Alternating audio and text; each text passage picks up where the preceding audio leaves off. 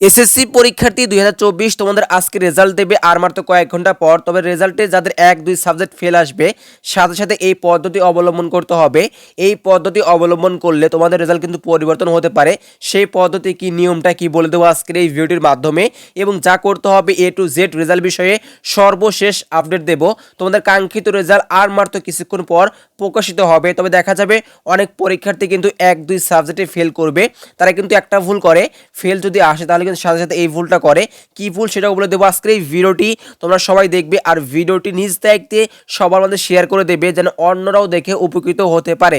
প্রিয় শিক্ষার্থী, আর মাত্র কিছুক্ষণ পর তোমরা রেজাল্ট পাবে। তবে দেখা যাবে অনেক পরীক্ষার্থী কিন্তু 1 সাবজেক্ট 2 সাবজেক্টে ফেল যাবে।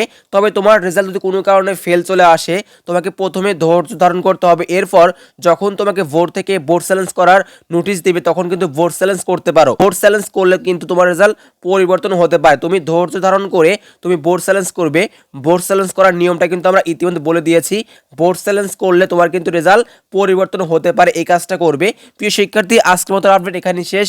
অবশ্যই নতুন কোনো ভিডিওতে দেখা হবে।